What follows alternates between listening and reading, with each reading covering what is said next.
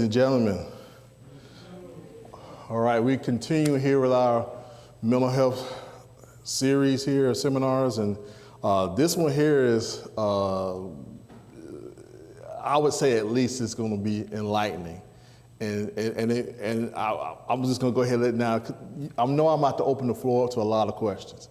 I know that, so and that's fine. And if you guys are willing to kind of spend time with it and really address some of the issues I'm going to address, I appreciate you hanging with me through the duration here. But before we get started, Pastor, if you can be able to pray for us.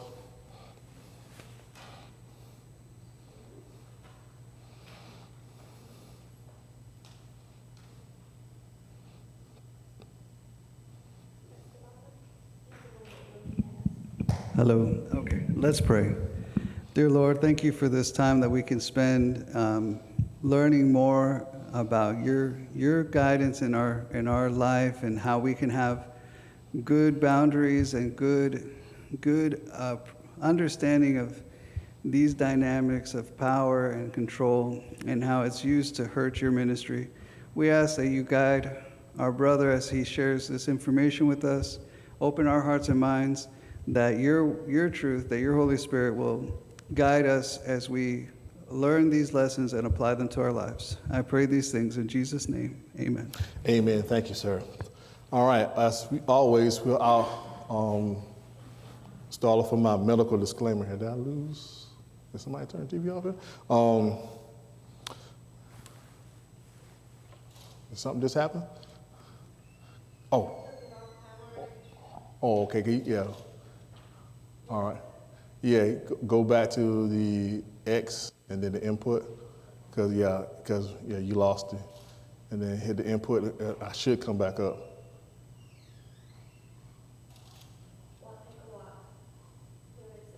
Okay, you know how the input one under the folder there? Yeah, and hit that input one to see. There we go. All right. There you go, excellent. All right, here's my medical disclaimer here. Now, let's see, is it? Let me see, it's freezing on me. Okay, let me go in and go back out. Nah, I think what happens, I think if it sits too long for some reason, because we're still trying to, actually rather we did fix everything, and it actually is supposed to work via the connection, but that connection is kind of, let me see here if it's, all right. Let's see, minimize.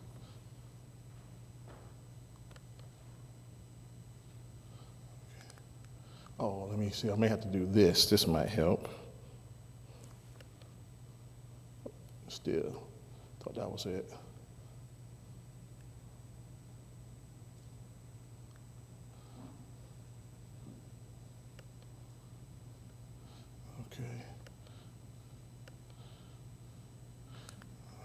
Because apparently the screen freezed on me. Well, see, yeah, camera 2 won't, because that's what I need. So, let's see here. Tell you what, the adversary stays busy, ladies and gentlemen. Let's see here. Do me a favor, if you see the input on 1 and 2 on there, and you see where it should mirror the screen here. It should. Let's see. Okay. Hey, there it is. Okay, just for some reason it's lagging for some reason. Let's see if my end is lagging.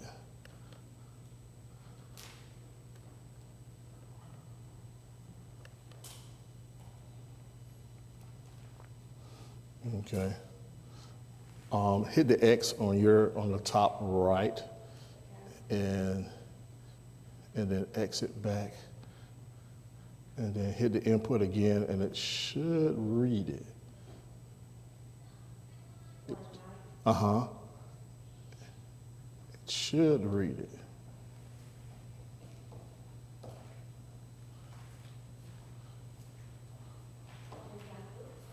Yeah, it should show up the screen. Okay, all right. So make sure on that little, see that NDI that's on the corner over there?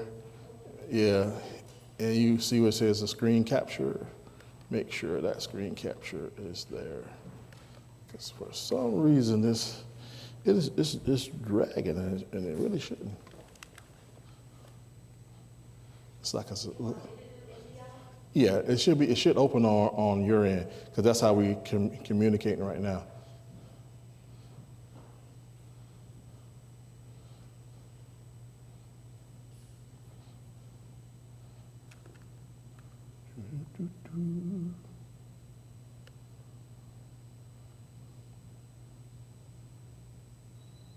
Yeah, okay. You see that says screen capture, and it should be on the top right, and it should be a little gear wheel on it, and that gear wheel.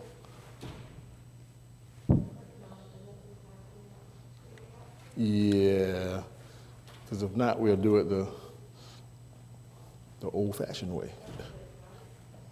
Mm-hmm.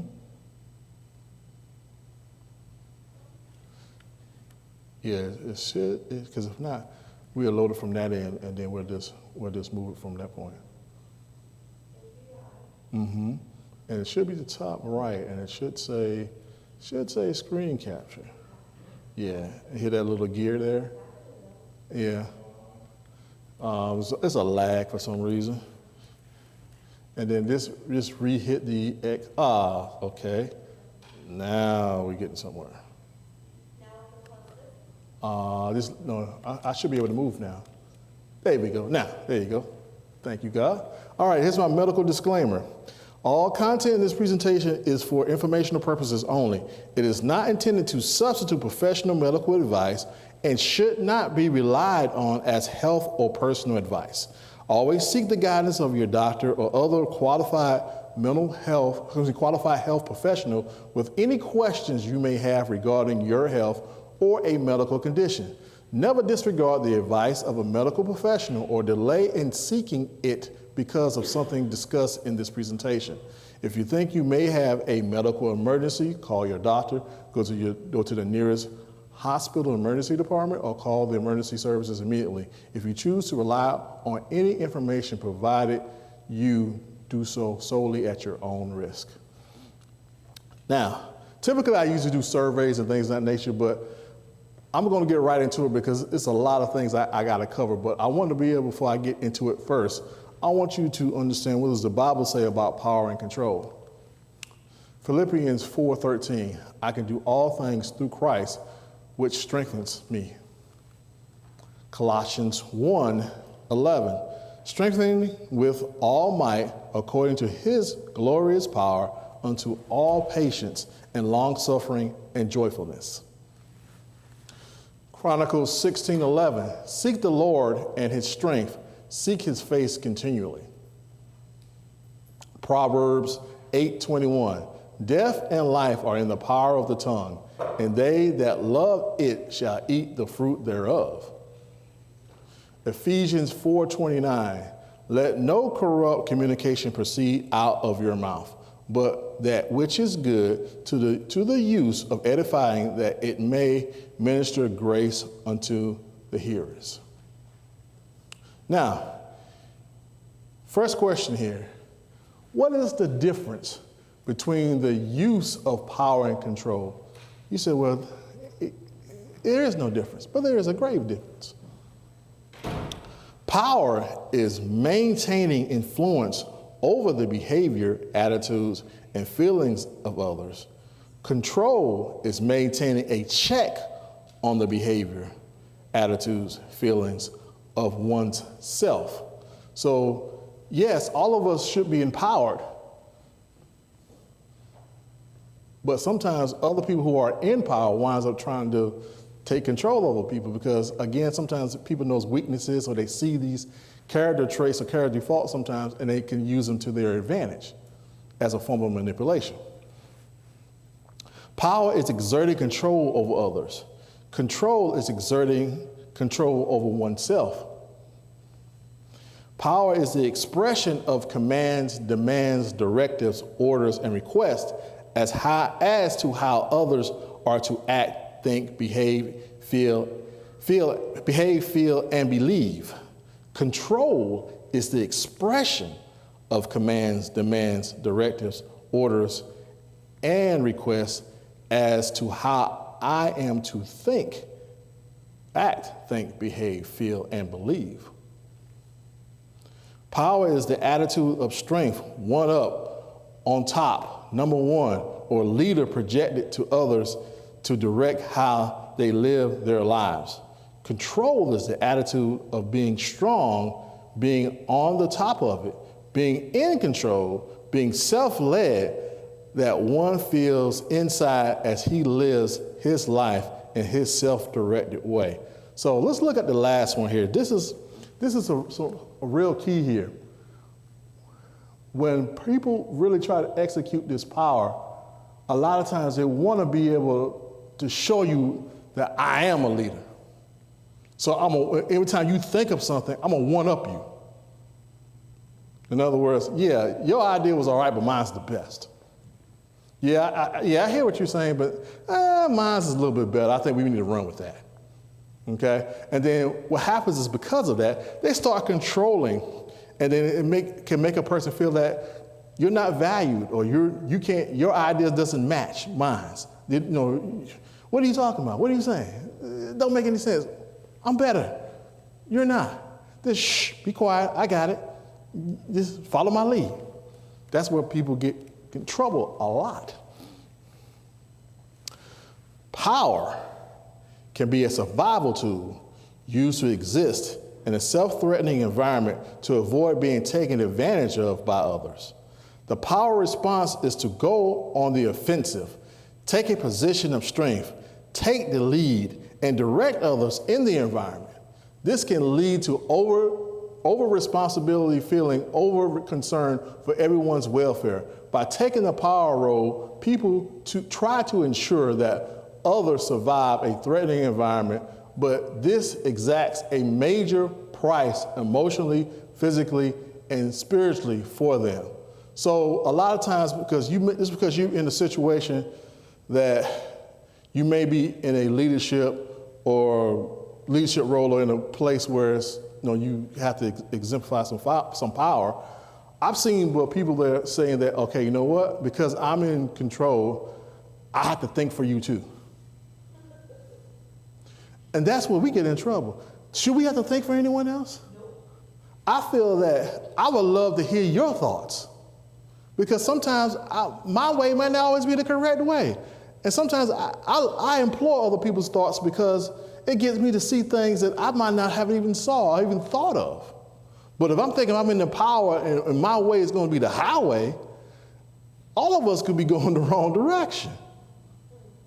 So that's why I implore, or you should as individuals, you should implore other people's ideas. Let me hear you out. It's called being open-minded. Because the other person could have thought about something that you didn't even think about. I didn't even pay that any attention. Wow. I'm glad you saw that. I'm glad I listened to that. Because I listened to that, okay, now it's better. And also it enhances the relationship. Because now a person feels much more comfortable because you listen to me more. You hear me out. You don't just cut me off. Oh, you're not talking about, shh, be quiet, shh. Talking too much. Okay, I've literally seen people say that, hey, you're talking too much. Okay? Control can be a survival tool used to exist in a threatening environment. The control response is to go on the defensive and direct oneself so that it appears one is not being taken advantage of, being taken advantage of by others.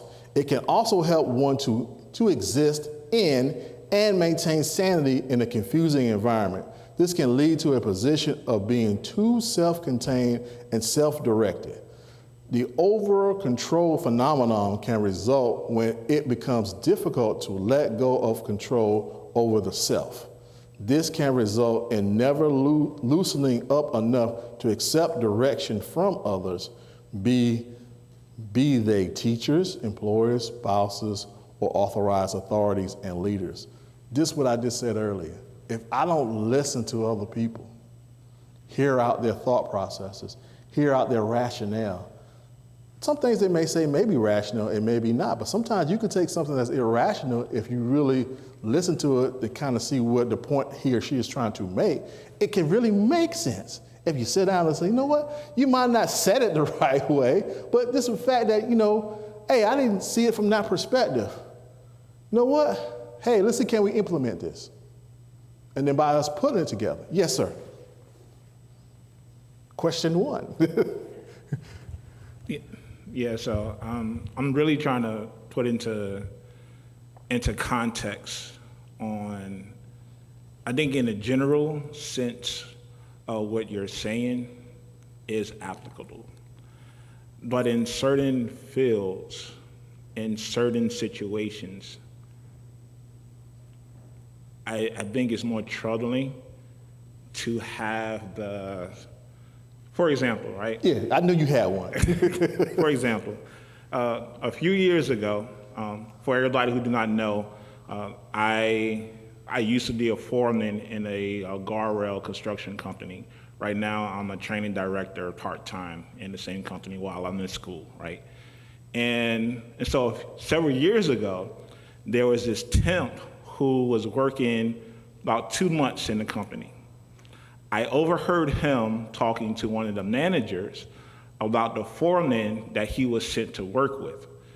And what he said, the temp, who's been working 2 months, said about the foreman who's been doing guardrail for 30 years, that the foreman does not want to listen to what he has to say. That troubled me because of the simple fact, what does a person who's been doing guardrail for 2 months, who just understood the difference between a button bolt and a hex bolt, right? Okay. Can tell somebody who's been doing guardrail for 30 years. So, I guess from where my worldview, it's troubling to see that. I see in the context of in the office, administrative, and in other fields where the teamwork of building in more intellectual, innovative, constructive criticism type fields, this theory is very applicable. But I believe in my worldview, I don't see how applicable that is. Okay, I can see your point of view, but also too, here's the thing. Look at it from this perspective. Just because you've been doing something so long for 30 years, remember, we as human beings, we're creatures of habit. We're creatures of patterns. We're creatures of just doing stuff. Even though somebody who's been doing something for 30 years may have this pattern down to the science and like, hey, I done seen it all before, or whatever the case may be. But sometimes somebody else who may be just learning this could see something that sometimes the worldview of that person who's been doing it 30 years might have missed. So again, I'm not bucking what you're saying, because in some realities, that's really is true. But sometimes if the other person who's been doing it 30 years, at least not open-minded, at least hear them out, and then you can debunk what they're saying. Like, hey, okay, I got what you're saying, but hey, let me really explain to you the reality of this. I understand you understand this and this, but this is how this really applies in the real world. And sometimes you may have to do that with certain people because, hey, how many of us have been young whippersnappers and we got in something we always thought we whatever, and somebody had to break us down? Matter of fact, I'm gonna do one better. I remember when I first started working in mental health, and my executive director had a meeting with all the staff. And they asked, what ideas you have, what case may be? Here I am, I'm fresh out of college. You know, I'm talking about I'm fresh out of having a psychology degree, and I'm just, oh, hey, whatever the case may be, all right? So I shared my thoughts. So after the meeting went down, whatever the case may be, my supervisor said, hey, come in my office for a minute. So I'm like, okay, what's going on? I'm like, I'm thinking, hey, She said, let me explain something to you. Sometimes people just ask that just to hear themselves to say that, but they already know what they're going to do, and they don't want to hear nothing from you. So when she broke that down to me, I was like, wow, this is how the world really thinks. But I'm like, you asked the question, and I was like, that was my opportunity. But sometimes people just do that as a form of fashion. But they already know what they're going to do, and they ain't trying to hear nothing you got to say.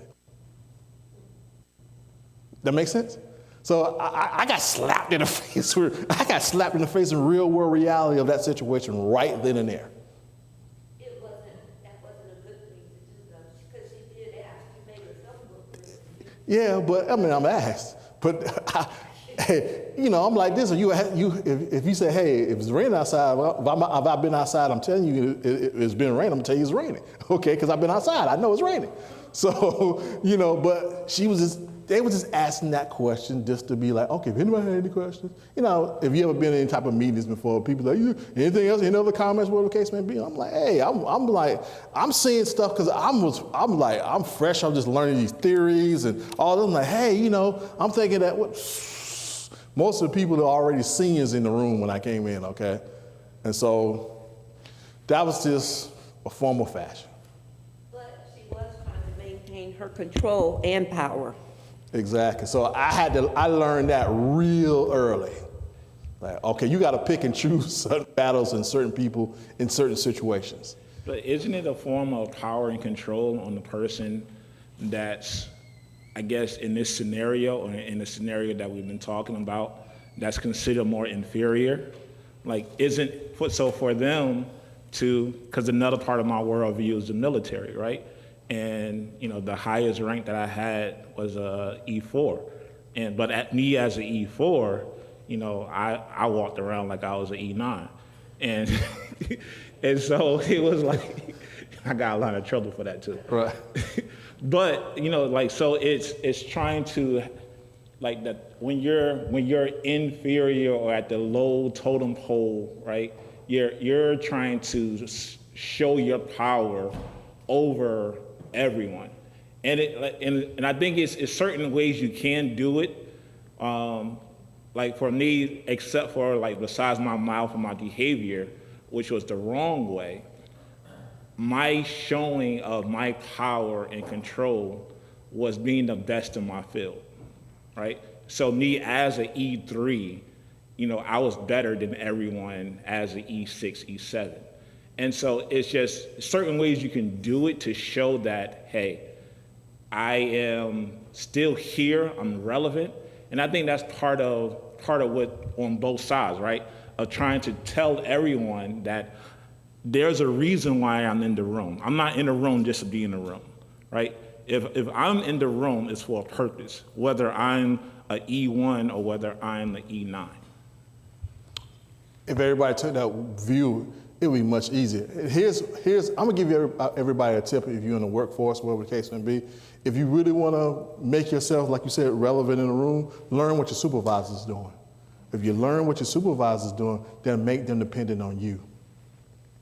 That is because they'll come to you because they see you trying to whatever, and guess what? Oh, I can count on X, Y, Z because you're mimicking, you seeing what they do, you ask questions, and whatever the case may be when you're doing that, then when something goes out, they're gone, hey, I can rely on you because I showed you and you'll follow through. So some things you have to learn as you kind of go on in the world of perspective, but I'm not bucking exactly what you're saying. So it is a fine comb, tooth comb of how in this aspect. But what you're explaining, though, power is more for the person that is actually in power. Control is for the person that is being spoken to. There are times when what we think we know, we don't actually know, and we can either get somebody killed or hurt. So that is when we have to exert control over ourselves. It is true, most E4s do think that they're, because they done gone from hash marks to an actual chevron, so they all think that way. I did too. But the fact still remains is that that's when a good supervisor, using these same principles, will teach an individual that you've got to have control over that enthusiasm. I see you, I hear you, but just as I have been told, just for the sake of unity, let's do it my way. And then that can kind of deflate the, because just like you, I have been placed in this position, but I've been placed in this position by somebody higher than you. So let's just do it this way, this time. But I see you, I hear you, and I'm going to take note of this, and I want you to keep that up because that shows me that you are capable. It lets me know that you are willing. So the power and control dynamics can sometimes have to be seen that way. Maintain a little bit control. Right, and a good so leader that would know how to person can maintain communicate their that. power. Right, that's an excellent point, and a good leader would know how to communicate that. Yeah, I like the counsel, wise counsel, Hebrews 10:25. When we are in whatever position of authority, and everyone's views are to be considered, not necessarily to sum up the conclusion of the matter, but giving due regard, because God gives no one all of these solutions and answers. And when I recognize the other person's point of view, they may come from different perspective in which I could learn something. And so we're told not to forsake ourselves from due assemblies, because everyone is given something that can be fruitful in that, whereby it doesn't matter who has not seen, and God, by divine design, designs that, where everyone can be included. And from where we are, whatever perspective we are from, there is something that can be fruitful to whatever the core issue is. And it also brings in exhortations, encouraging others to be a part of, and they are equally considered, rather than just dominating or controlling or disregarding others who may have what one might call the least, but it may be fruitful. Excellent point, excellent point. Now, power is a vehicle by which people can become exempt from revealing personal feelings. They have risen to the top, and the people who below are refuse entry into the power types emotional life. This is a defense mechanism to avoid full emotional involvement. And the control piece is a vehicle by which one can avoid revealing personal feelings, because by maintaining self-control, he submerges and hides how he is reacting to the emotional stresses in life. One can close oneself off from others so successfully that the emotional side of life is kept hidden. A person who exerts self-control over his emotions hides behind a guard, all invisible shield. However, the lack of emotional self-disclosing takes a fall for the self-controller. He said, well, what all that mean? Okay, here's the whole issue. Sometimes people use their weight of power control to hide the inadequacies. They don't want them to know, like, hey, you might be really better at this piece of the job, but I'm not gonna let you know that. Because if I let you know that, you might take over. So I gotta put you in a way where, hey, you can't, you don't know what I might not know. And because if you know all what I might not know, because you may know it better than I do. And then you can possibly take over. Then I'm like, okay, now we got an issue here. Because now I gotta self-protect myself, because now I might be at threat of you actually taking over. Because, hey, everybody likes you now. Hey, you doing this. You came with this a good idea. You implemented this idea and it actually worked. I can't take no credit for it. Okay? So we have to be careful with the emotions and the feelings, because just like what Pastor was saying earlier in the sermon, feelings are fickle, ladies and gentlemen. I can make you feel any kind of way I really wanted to. And sometimes people who really learn how to master this power of control, they can really say their words very well to make you feel a certain way. Like, say if I compliment you on X, Y, Z, like, ooh, so, and man, you looking sharp in attack, and he starts smiling, gotcha. and then they can use that as a means to really say where like, I really can get you to do this, and have you doing things you didn't even realize you was even doing. The thoughts, that is, I found very fruitful when some might consider to be a controversial issue. Their way of avoiding it from being controversial or argumentative, when we give due respect, whether the person is productive or not, but not to exclude individuals. And there's, again, a learning process for whoever is doing the presentation without discounting whatever might be negative. There is a way of addressing. I was talking to someone just the other day, and the person said, well, I disagree with that. Now, that could be controversial, and that brings the issue on the shoulder of the person who disagrees with that, rather than considering, the person says, and the ways of presenting positiveness through diplomacy. Even if the person might be off, I would not discount that. I would always consider including that person and helping that person to feel positive that they are being considered.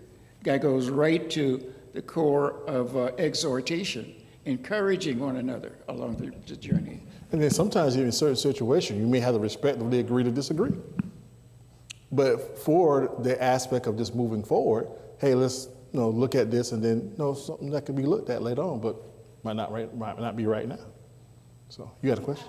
Go ahead. I know people can manipulate you to put you in a corner, basically. Okay. To demote you from believing that you can do a job. But if God is for us, who can be against us? If we take God first, right, nobody will be able to manipulate us, because God will reveal these things way before us, what they're up to. Oh yeah, if you especially in a work environment, everyone has patterns and traits and behaviors. If you really sit down and just pay attention to the characteristics of a person, not saying you can know or read minds, but the aspect is that your thoughts and your behaviors are synonymous.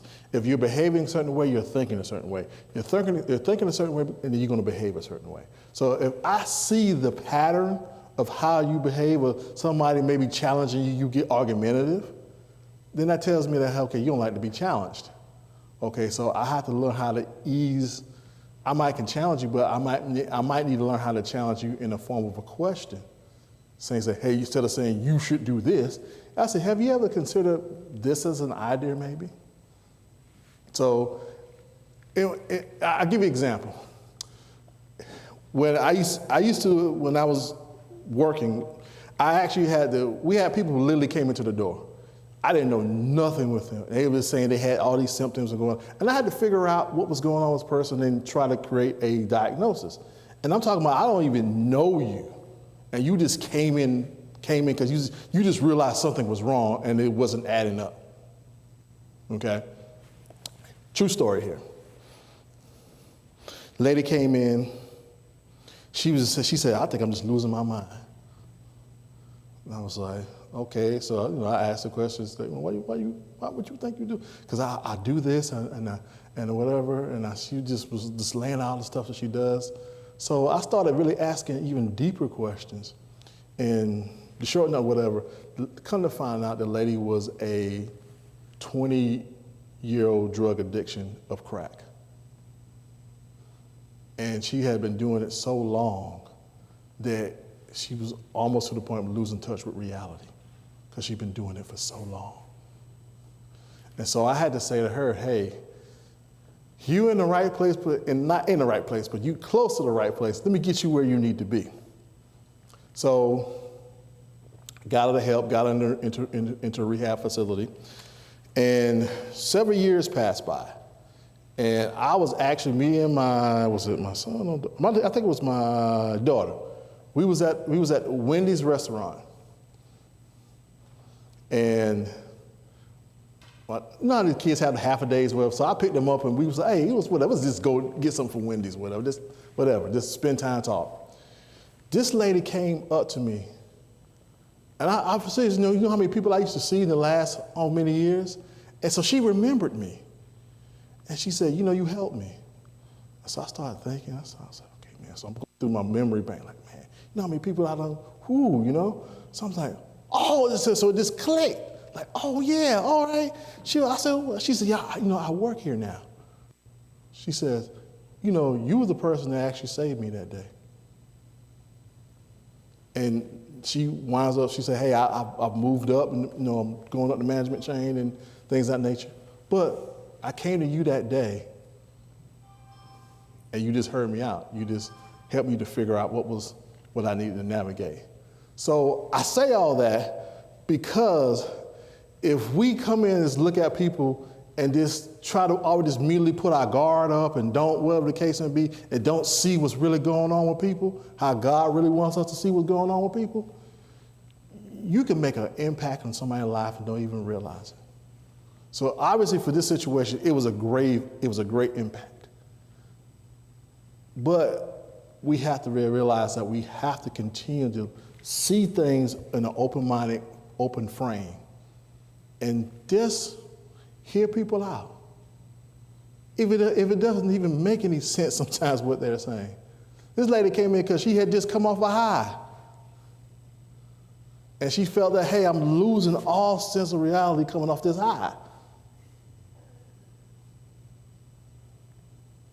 I said, you can't do this for the rest of your life. I mean, you can, but it's not going to get you nowhere. And so we had to start the ball rolling on that. So sometimes you may not be the person to help always well, but sometimes you can be the person to help start and get them where. I mean, I don't know what happened. She went from the rehab where all the other people did their piece. I was just the person just to be at the right place, right time to get the ball rolling. So sometimes you may be like that. God will use you like that sometimes. You just will never know. Now, power is exerted by people who believe they have the answers but lack the patience for others in their lives to come to a consensus or agreement on what an appropriate course of action should be. The power play is using the position of authority or status to get your way with total disregard for the feelings or ideas of others. And the control factor is often exerted by one who believes he has the answers, yet also believes that no one in his environment will listen to him. The control play is the refusal to reveal any ideas, thoughts, emotions, attitudes, beliefs, or alternative problem solutions to avoid expected or anticipated rejection. I think Pastor told the story best a while back about the guy he was saying that saw what was going on in the church and made the church want to spend $60,000 on something that could have been avoided if they did what it's allowed us to listen to him. He said, well, nobody listened to me, so I didn't say nothing. So I let the church spend all this money and messed up the whole thing and now I had to do it all over. He made sure to bring it up He made sure to bring it up after he did it so he could rub their nose in it. Like, oh, you see, because you didn't listen to me, now you owe this much money. And he allowed them to, it wasn't like they were intending to ignore him. He just didn't like that they didn't put him as like the charge of the thing. See, See that kind of example like that? That will get people in a lot of trouble and get hurt. Well, see, exactly. That's a classic example right there. Because, okay, you want to put me in charge?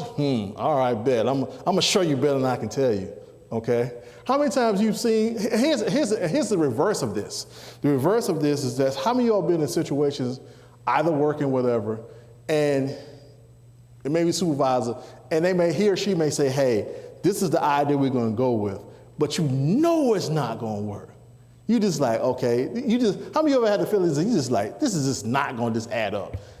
I was saying, I was E3 one time. Right. so I was saying, the math is just not mathing. Okay, it just doesn't whatever. But sometimes because that person, he or she is a leader, you have to let them make that decision. You have to let them whatever. Then they realize if it blows up in their face, you don't go back and say, "See, I told you." So you should. No, you don't do that. That's what you don't do. That's what you don't do. Say, "Hey, you know what? You know that idea I was trying to bounce off. You think about you hear me out on this thing? That we willing to try that?" And guess what? 9 out of 10, the person says, "Hey, what else we got to lose? We don't mess everything else up. Let me try that." And that might be the thing that actually really worked.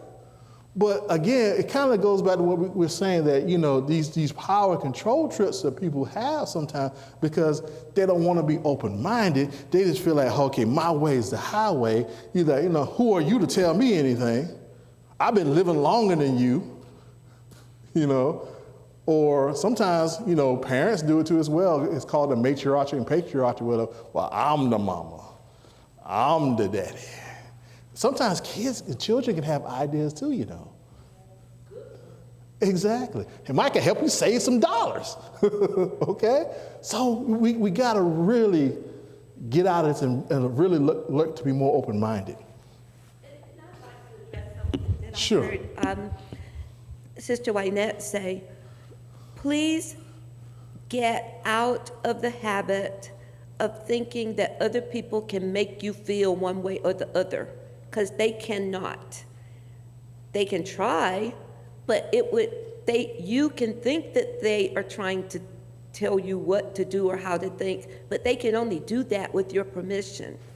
And sometimes you have to let people know. I think for myself, I appreciate you telling me that, but I tend to want to think for myself, and this is what I think, so that you won't have to wonder what I'm thinking. But don't let anybody tell you who you are. Even if you just have to say over and over and over again, that's not who I am. That is not who I am, so that you don't start to believe what they're saying. But don't give people, anybody, that kind of control over you. Animal power.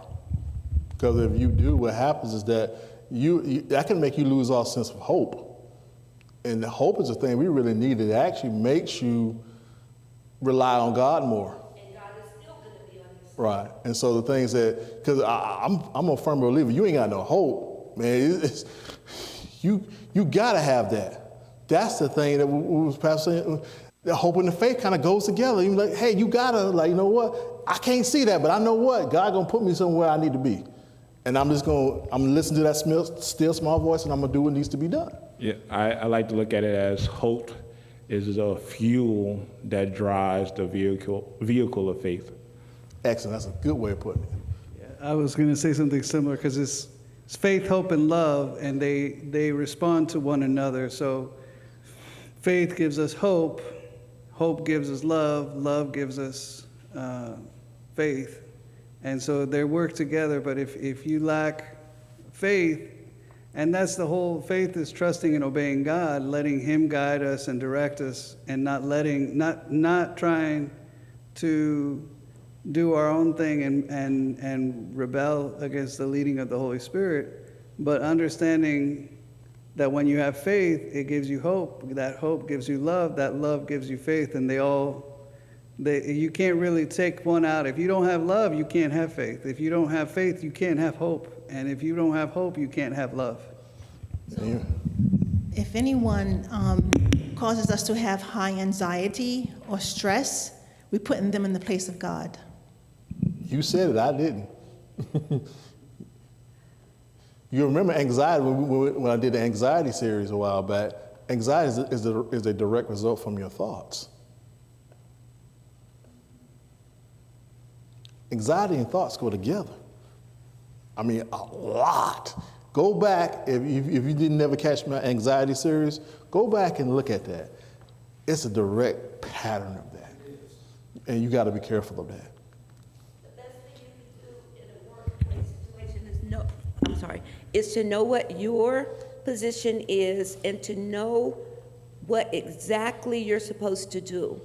And then so that you will know exactly how to question a person that is attempting to make you feel a certain way. When you know what you're supposed to do and you're doing it, you're keeping in line of what God wants you to do, with doing things decently and in order. And then that nobody can tell you that you're not doing what you're supposed, that you have to think like they think when you're keeping in line to what they hired you to do. But we do have to remember that everybody is not a Christian, and those same things that they just said, though, will take precedence over what they're saying to you to help you not exert power over them.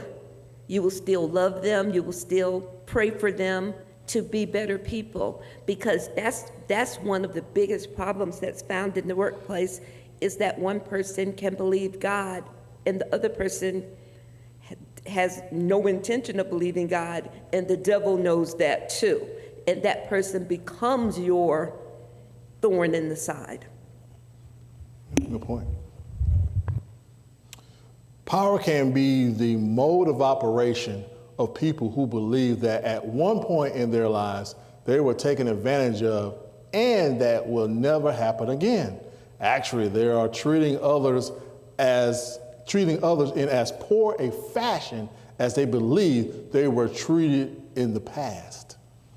The controllers can be the mode of operation of one who believes that at one point in his life he was taken advantage of and that will never happen again. By his emotional passivity, he often incurs the wrath of others in his life who cannot break through the guard all shield. In other words, if you hurt me one time, oh yeah, that's you right there, buddy. Okay, you ain't got to worry about me no more. And so the wall of the fence goes up. In spite of who you are, where you are, if you burn me one time, okay, we done. And sometimes people, even in situations of world or whatever, some people will throw you on the bus if they could. They will. They will. It's a dog-eat-dog world. They will throw you on the bus if they can.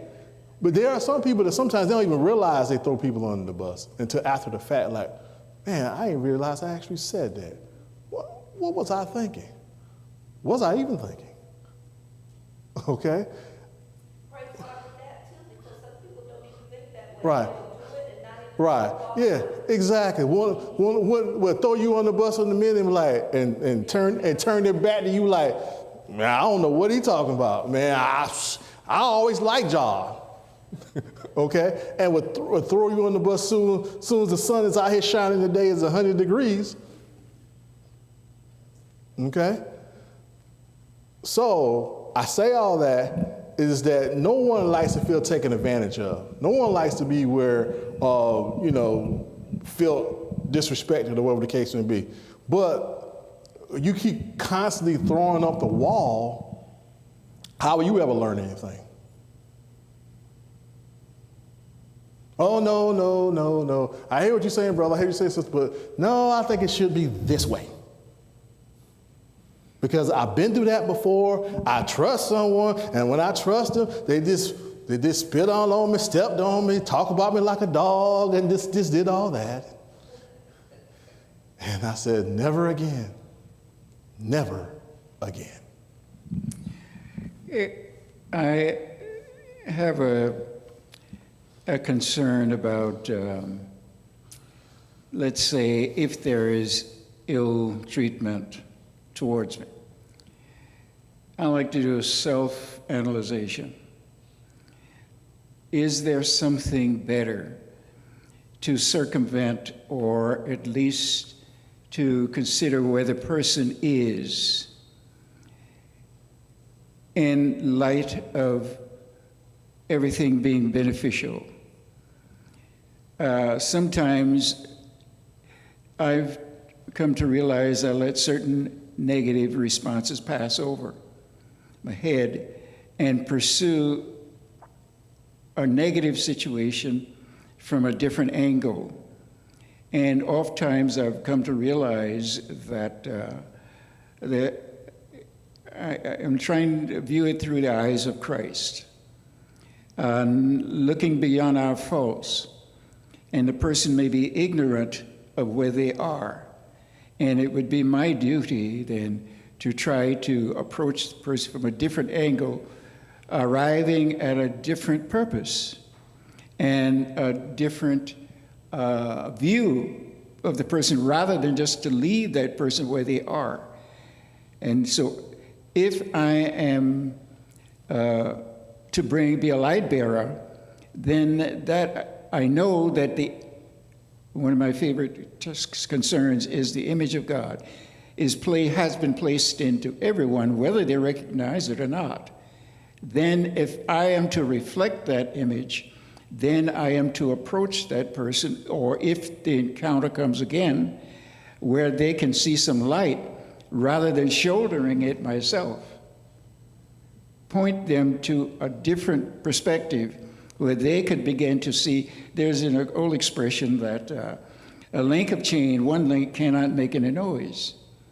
But when there are other links involved, and no two persons are the same, and if I can arouse some positive, responsive, stimulated by negative, then that is my responsibility. And discount the natural human tendencies. Mm-hmm. But guess what? I'm going to say this and I'm moving to the next part. Typically, either it being good or bad, if two or more people tell you the same thing about yourself, it's pretty much true.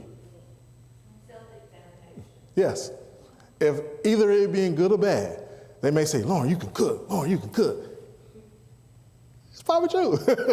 Okay, you probably can cook. Okay, well, they say, well, why you look at somebody, you always frown? You know, every time you look at me, you frown. Why you frown?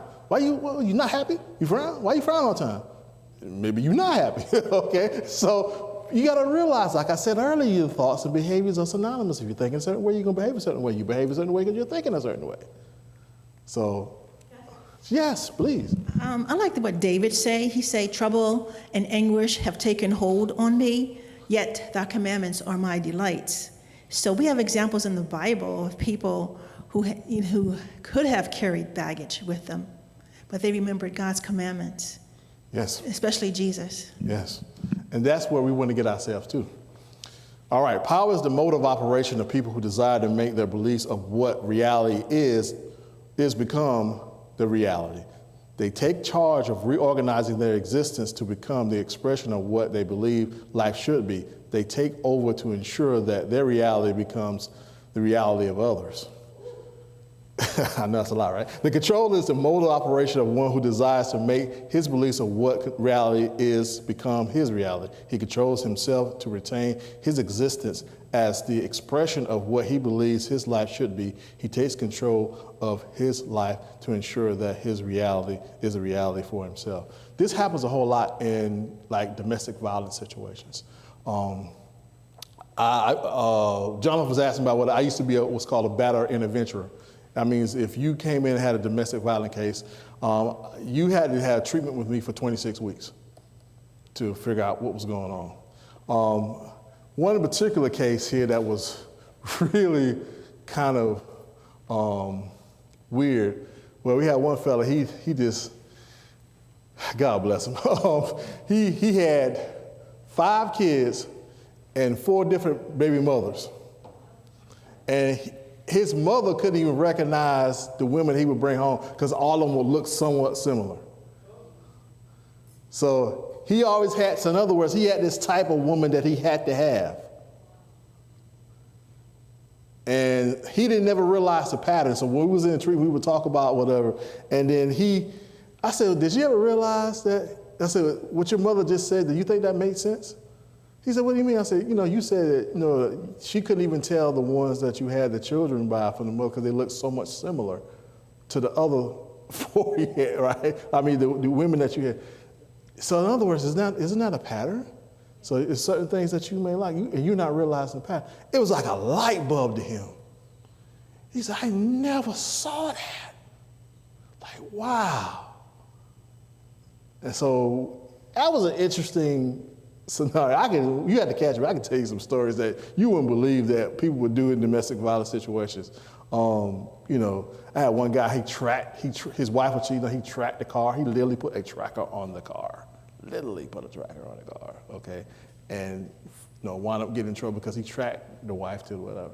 But after the 26 weeks, him and his wife wound up rekindling the relationship, and they forgave each other and moved forward. So it works. It really does work. So if you're interested in that, let me know. I'll tell you out of it. But it was interesting. Trust me. It makes you learn how to value relationships a whole lot more. Okay. Power is ensuring that people get their way, even if manipulation, cunning, lying, deceit, and dishonesty need to be used. It may result in eventually getting their way. It could also, however, result in their being exposed as people who would do anything to get things their way, ultimately losing all power. Control is ensuring that one continues to see life his way, even if it needs to use self-manipulation, self-cunning, lying to self-deceit, and honesty to self. It may result in the eventual maintenance of his own view of life. However, it could result in such deep self-deception that he no longer can perceive the difference between what is real and what is not. In other words, they're so controlling. They have to control the narrative of everything around them that it blurs their reality. That's a lot of energy, is it not? And then, that's a lot of thinking, man. It's like, I'm telling you, when I used to teach domestic violence that, I love my wife dearly. I tell her, I don't want to have to think for you too. I want you to think for yourself and just come together and share our thoughts. But a lot of times in these serious relationships like that, they literally thinking for them. Did I say you can do that? Did you ask me that you can do this? I'm like, man, whoa. You be like, no. Did you ask me, could you do this? Who told you can do that? How dare you?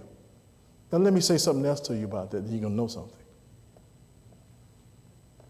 That's the type of, that is mind-boggling, folks, that people in relationships sit there and put up with that and stay with that. That's scary. That is literally scary. So that's something you might want to really think about. Now, what's the difference between physical and emotional power and control? The physical and power control are the attempts to exert influence over the external things, person, events in life. We kind of talked about that, the controlling factor. The external behavior that revolves around how problems concerning issues, conflicts, and mistakes are resolved in the outside world. The visible aftermath of involvement in handling of objects, materials, resources, and personnel, represented by symbols of status, position, and placement in the hierarchy of life. In other words, mothers can do that, fathers can do that. I'm the father, I'm the mother, kind of stuff, patriarchy kind of stuff, hierarchies. Clearly recognized by those upon whom they are being used. So in other words, they manipulate the whole gamut,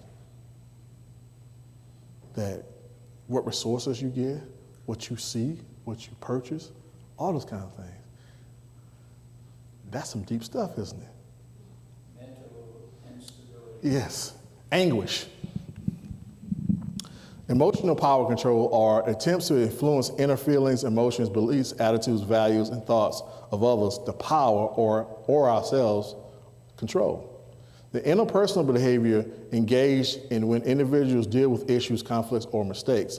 The inner behavior can be oriented to others' power or to self-control. The not so obvious aftermath of the involvement of the handling of the objects, materials, resources, and personnel where the emotions of power or control or themselves control are affected. Now, what you did after I told you not to do that, and then you messed that up too? Okay, Houston, we got a problem. All right, represented by symbols of emotional suppression, depression, negativity, pessimism, low self-esteem, insecurity, and discouragement in others' power or in ourselves control. Let's clearly recognize when they are used because they are used in manipulative ways on others' power or our self-control. Sometimes, we can, how many times you talk yourself into something and talk yourself out of something? I know I have. I taught myself to say, I really would have, it ain't making a lick of sense what I said because that's what I really wanted to do.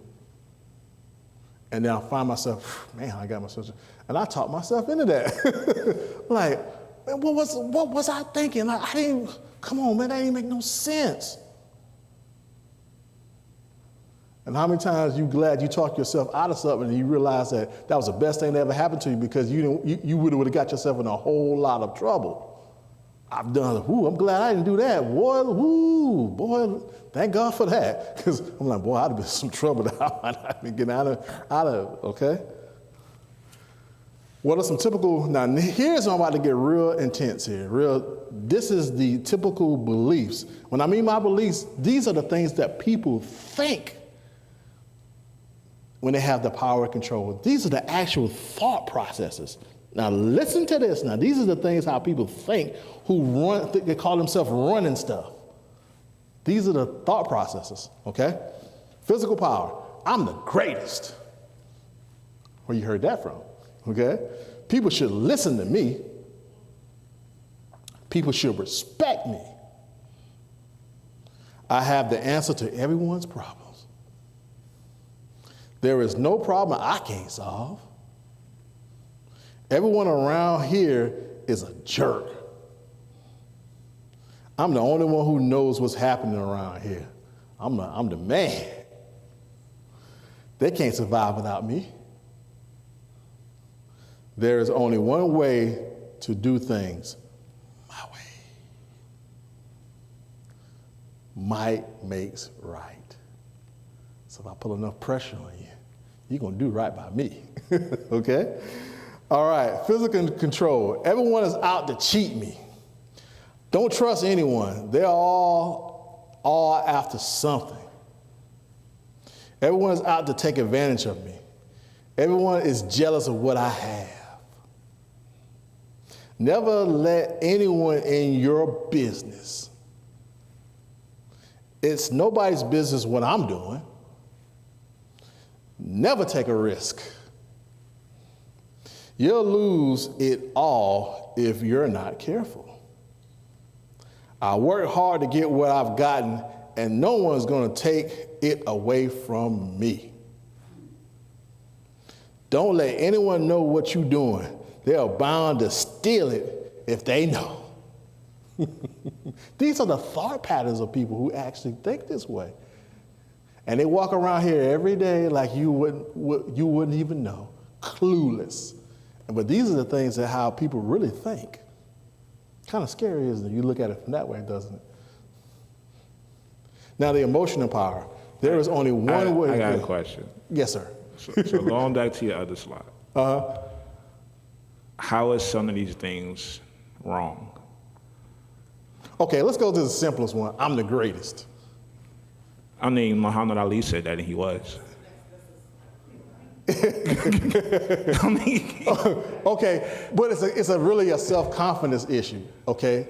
When you're the greatest, yeah, he was one of the better boxers of all time, yes, because of his skill level, but you didn't realize all the work he had to put in to get to say that point.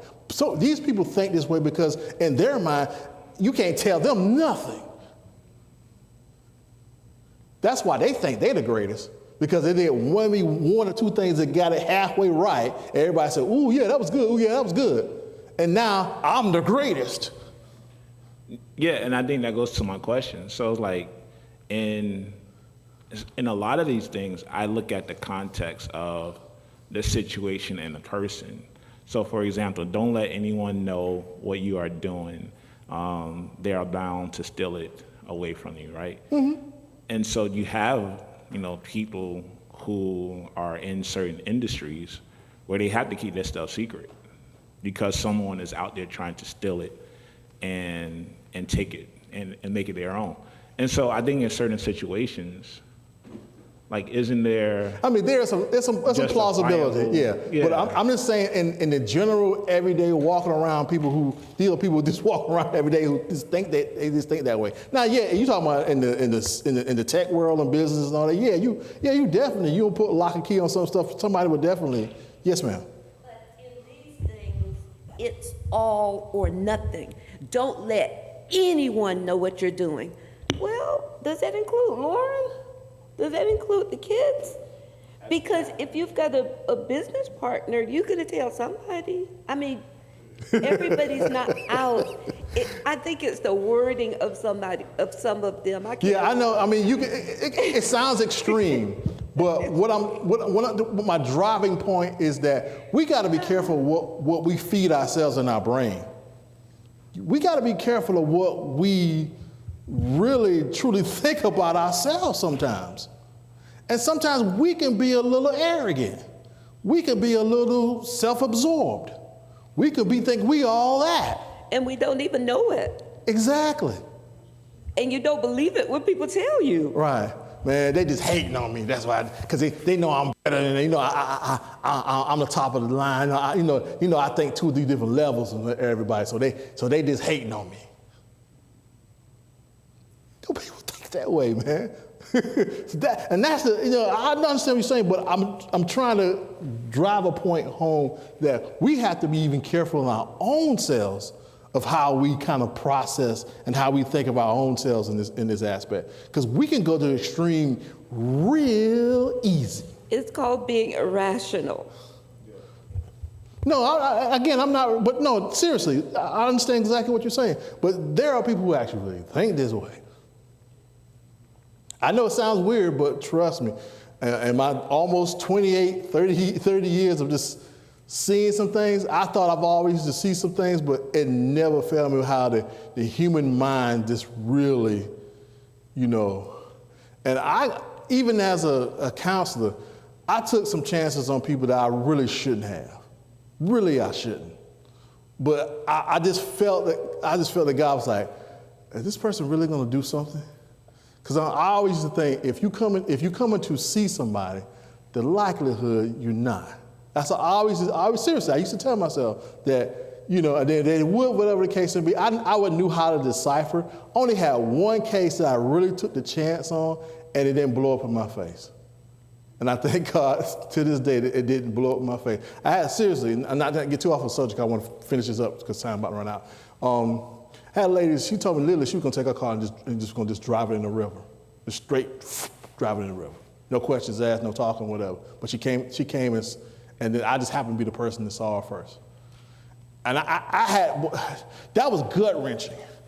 I was like, man, do I need to go ahead and save this person's life and not whatever? Or do I say, hey, really trust this person? Like, hey, you're going to have to see me every day for a while to really figure out these thoughts of what's going on here. And I seriously not took a chance. Ordinarily, any other judgment that saw that, they'd be like, you ain't going nowhere. No, it wasn't a report. So when you came to my office, I had the authority to put you right then and there. Well, not the authority, but I had to go. It's like, but I could say, hey, no, you ain't going nowhere. Yeah, you ain't. Yeah, you're not leaving this. If you're leaving today, you're leaving with some bracelets on. Okay, so. But it just never, through the grace of God, it never manifests that way. Because I just learned this I always try to see people how God sees them and just see where they're at. It just, because of that kind of, he saved me. Emotional power, there's only one way to think, feel, and believe my way. I got them to see things my way so they won't take advantage of me. If I'm open to the point of view, they will try to mislead me. I need to convert them to my way. Dump on them before they dump on me. If I keep them busy enough, they ignore me. I'll always have to pay an emotional price if I open myself up to others, keep them at arm's length. It doesn't matter how they feel or react as long as I maintain emotional control in the meantime. My feelings come first. Take control of them before they take control of you. Everyone is out to take advantage of everyone else, so the best defense is a good offense. Don't trust anybody with your feelings, beliefs, or thoughts. Everyone is out to rape me emotionally. If I lose control, there will be no sanity in my house. It's important to maintain control over your feelings so that you don't go insane. Getting angry or losing control, losing your cool is bad for you. Avoid conflict at all costs. You should never let others know how their behavior or actions affect you. There's only one way to survive a crazy environment: climb into your shell. No one is ever going to get under my skin again. I'll never allow myself to get hurt again. These are the things that people think about. Now, what are these negative consequences that result when you overuse power control? People who overuse power control create a barrier between themselves and others, always being one up on other. Isn't that exhausting? You always got to think, you know what? Always got to think one step ahead. Okay, I don't know where they're coming from, man. I need to come this way. Man, who had that kind of time? If you take all that kind of time and energy, you could do something that could be creative or learn a talent, learn a skill. Have you taken all the time to think of how I'm going to one-up you? Is that called insanity? I wouldn't say it is, but you riding the edge mighty hard. I would say you riding it because, like, if I'm always kind of thinking how I'm not going to let you one-up me or not take advantage of me, I have allowed you to have too much space in my head. I need to take a broom and sweep some of that space out and put some other constructive things in, because you got way too much space in my head. Really, you do. Is that okay? Man, you need to revamp. Seriously. Finally, designated underlines resentful of being subjected to put down of the powerful people. Effective revolt by those subjected to being ignored, blamed, accused, abused, emotionally neglected, or belittled. Find it difficult to establish mature adult relationships. Become socially isolated, being often seen as egotistical, obnoxious, poor sports, and as people who want things only their way. They don't have no kind of relationships, do they? All right. People who overuse power can do this: be oblivious to the nonverbal feedback from others, isolating themselves all the more. In other words, when people are still telling you about yourself, you ain't trying to hear nothing what they're trying to tell you, because it's me. And you just, that's just me. Deal with it. Begin to believe that they are the center of the universe, actually becoming so caught up in this belief that they have a distorted perception of reality. They work hard at insinuating this perception in the sphere of environment, be it in a relationship, family, social group, or at work, or in the community. In other words, they're trying to control every part of the narrative. They begin to believe that they are all-knowing, infallible, all-powerful, and lacking the common sense to avoid problems, issues, or conflicts outside of their level of competence. Eventually, they experience a setback or downfall that can precipitate a crisis or a major proportion. That's that part you saying you think you might be riding the edge of insanity. That's what happens. Develop a list of opponents or competitors whose major role in life is to bring about the downfall of the powerful person. Through chronic competition for control, chronic fights, and arguments, the power person's effectiveness and efficiency are hurt until having little or no energy left to continue battling for control, the power person gives up. Okay, becoming so busy defending themselves from others that they eventually lose contact with their feelings and experience a sense of disassociation from themselves.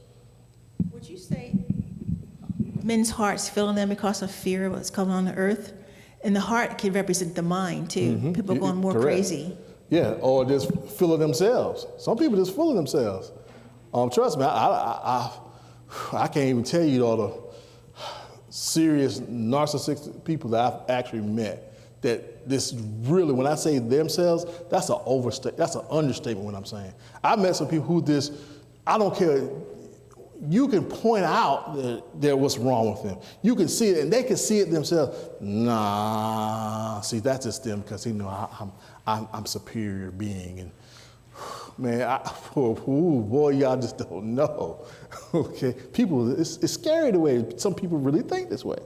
Now, over controlling people can be an experience of maintaining control in their early family lives to survive as a chaotic environment, finding difficult to accept direction from others later.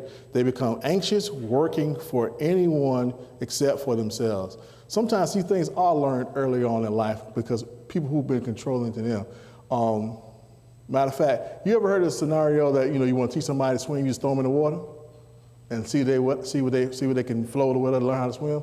Some parents I've seen have done that to their children. They're just like, okay. Matter of fact, I was talking to a guy the other day, I was in the bar shop, he was saying how when he was 15, his mother made him do this, and 18, she told him he needed to get out. Just like, okay, you've been here long enough, time for you to get out. And he wound up making himself be successful. But some parents just literally do that, like, okay, the government says, well, 18, you got to go. Well, I don't care where you go, but you got to go somewhere, but you gotta leave my house. Some people do that. Yeah. Now, it's different when you're 35.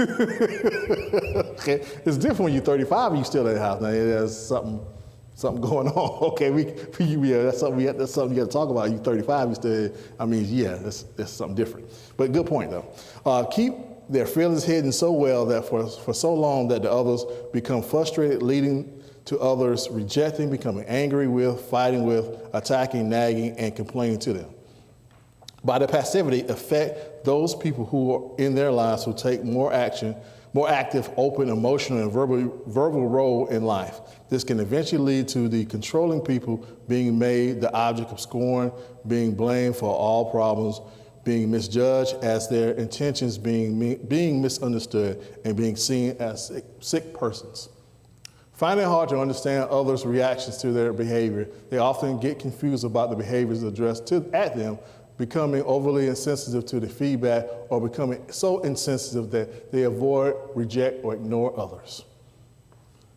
Now, they can also get themselves in trouble because they need to avoid conflict, avoid disapproving situation, avoid taking risks. The others in their lives respond to the wishes of controlling people. This results in increased conflict, increased disapproval, and the need for new risks to resolve the problems. In other words, they just don't say nothing. It's kind of like going to shell and just let me just do what I do and just leave me alone. There are times when over controlling a person often are fearful of the reality or revelation of their weaknesses, and therefore they maintain a shadow of to intimidate or create fear in others. To maintain the concealing of their insecurities. Right, and it goes right to my next point right here. And this is something it's excellent. You get so caught up in denial that they're unable to solve problems. They lack social competence and skills necessary to confront problems. Therefore, they become overwhelmed by the very troubles which they deny exist. So, going to the defensive mode, not having mature relationships, because it's always one-sided. It's like somebody got to be adult, and you always want to be in the baby. Now, let's really get to the meat of this. How we overcome all this? Okay. Now, here's the first thing you got to do: answer the following questions to yourself. Am I a person who uses power and control? My behavior is categorized by what? Physical power, emotional power, physical control, or emotional control. You can control someone emotionally, you know that, right? You can control, obviously we know we can control somebody physically. but you can control somebody emotionally. If you, again, when I used to deal with domestic violence situations, it was really more of the emotional control. Okay, where are you going? Did you? I said for you to be back at 5 o'clock, and it's 5:01. You late. And then they would badger him. Okay. So how do parents not be emotional controlling with their kids? Because I know a lot of parents who control their emotions of their kids. Yeah, you can. The thing is that, again, you got to hold them accountable. Now, the thing is that, okay, if you say to your child, okay, mom, dad, they want to go somewhere, and they say, hey, you tell them, be back home by 10 o'clock, and they push your envelope and don't come back till 11:30, and you upset, okay? This is what you say to them. Now, hey, I done lost trust in you. Trust is something that you earn. Now, based upon that, you won't be allowed to go anywhere until you show that you can be able to have the level of trust. Right? That makes sense? Because I'm not gonna let you know anywhere because, hey, you done burned the trust level with me. You gotta re-earn that back. Now, how you can re-earn that back is say, hey, have your words and your behaviors match. If you say, hey, if I say for you time you clean, you need to clean your room up every week, whatever the case may be, they'll start doing the things they need to do to earn the parents' trust to say, hey, I will be willing to give you another chance. I tell my son this all the time. I might tell him, okay, you need to be back at 10 o'clock. And I mess with his head and I say, okay, I don't need you to be back at 10:05 or 10:59 or 8:59. I need you to be back at 10 o'clock. And he look at me like, I thought you. So I do that just to mess with him, see if he's registering what I'm saying to you, that I need for you to be like in the house at 10 o'clock, not 10:15 just strolling and whatever. No, because if I said whatever the case may be, that's how it's going to be. And so I'm trying to teach him that he got to have control too. He has to be able to realize that he has to be responsible. And then once he sees that, guess what? I don't have no problem. Because guess what? Matter of fact, he's going to make it his business to be there before that. He'll tell you, like, if he said, 9:55, he's rolling in. Because he knows that, hey, this is the seriousness, and I'm going to hold him accountable. And see, what happens what parents do, they get there and start to fussing and cussing. Like that's supposed to solve anything. It's not. How do you, whatever the case may be, with children, you got to understand their temperament. You got to understand what makes them tick. It's always something that you can get them to. And once you understand that, you use that as a means to motivate them to make themselves to be different. I'm telling you, the best two books I read was Child Guidance and The Adventist Home. Those were the two best books I read that actually helped with my kids. I tell you, when you have a kid, you got kids or whatever case may be, grandkids, them the two books you need to read. For me, that was the thing that really helped me.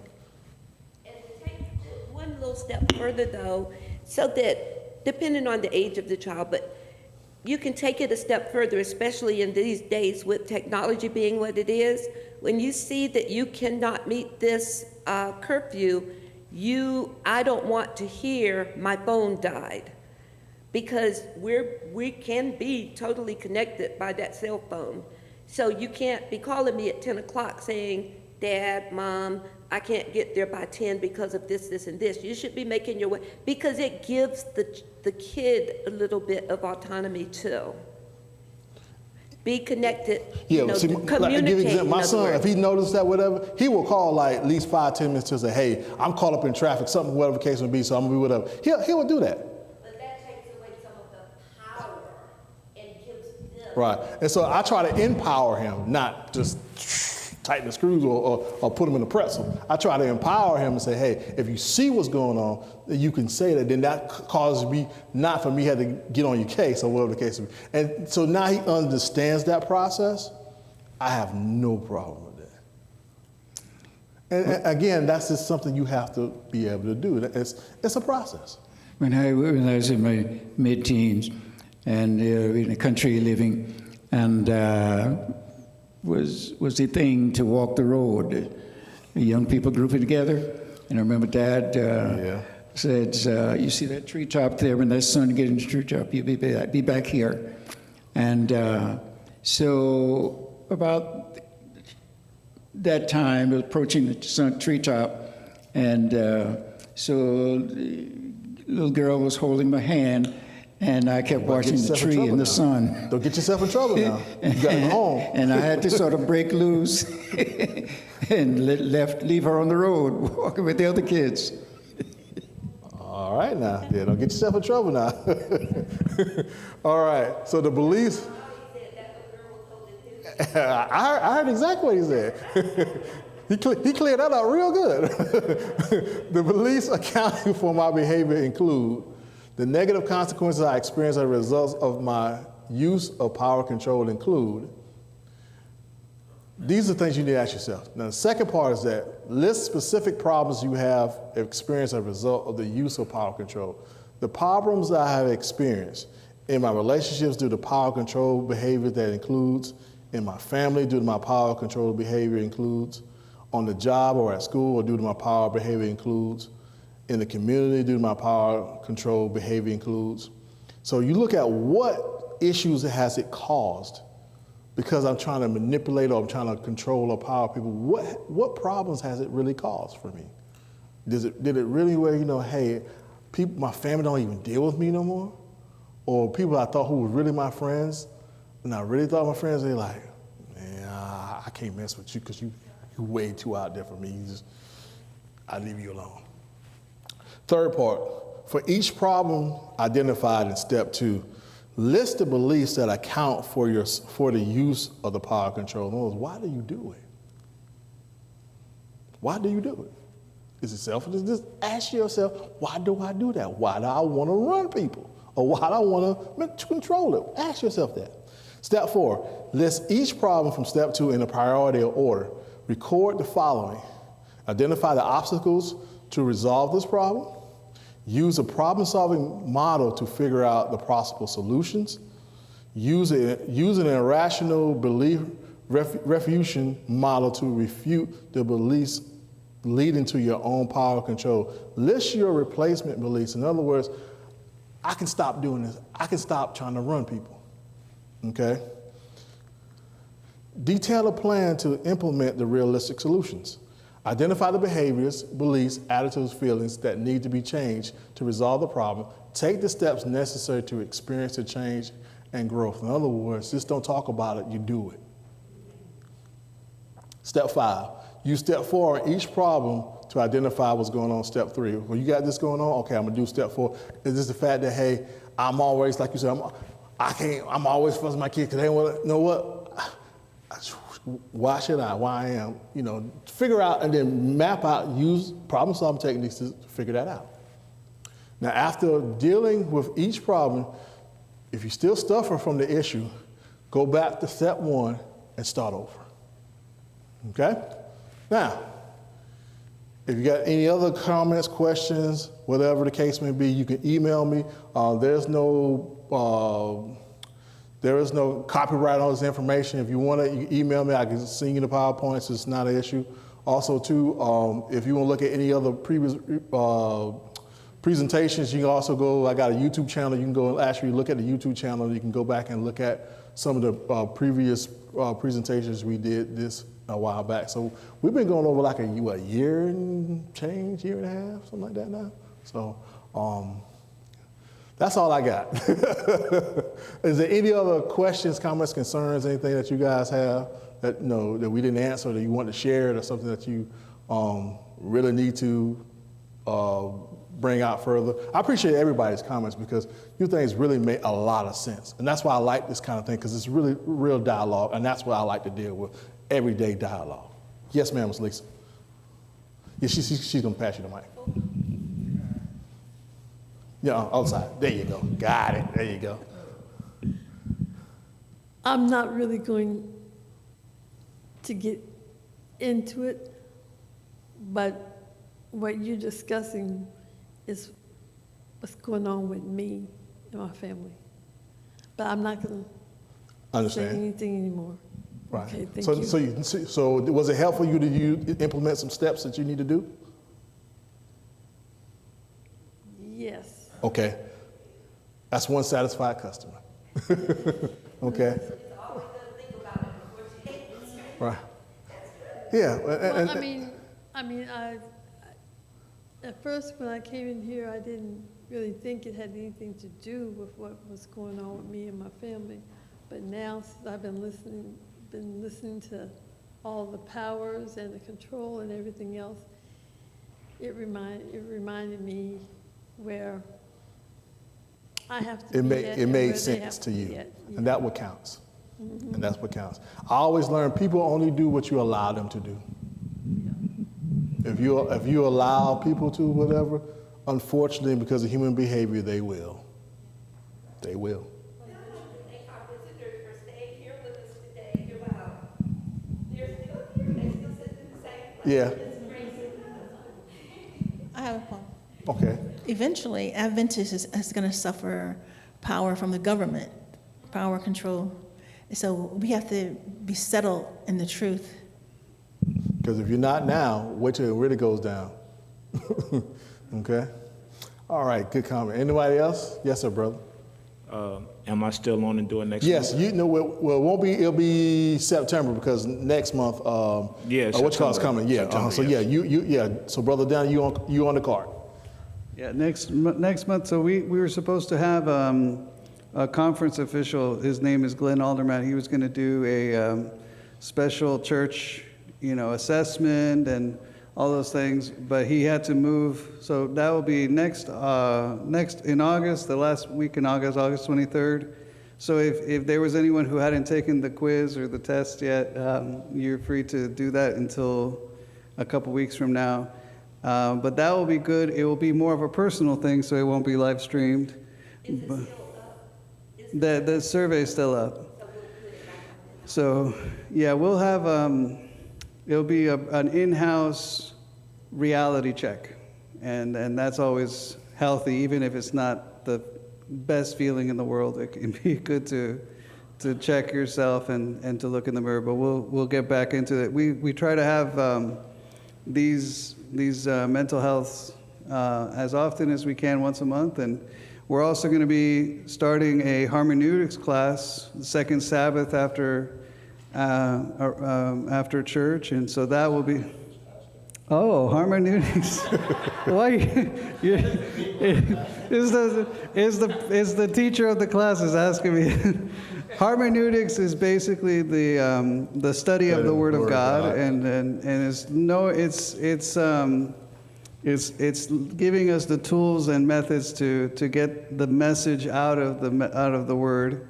So it gives. We don't get into Greek and Hebrew, but I think even when we learn Greek and Hebrew, if we can have an understanding of how to get the meaning, we don't have to memorize all the Greek and Hebrew words, but it's good to be able to realize, okay, there's something more there than just the English word. So Brother Daniel is going to be starting that August 9. And so we're trying to be active. I've had a couple people say, Pastor, why don't we do more community service? So keep your eyes out, because we might start having some projects here and there. But hopefully we'll see you for that Sabbath, for that mental health seminar, and hopefully we'll see you all for the hermeneutics. Close us out in prayer for us, sir. It's always looking for volunteers in the app. Amen. Amen. Well, let's close with prayer.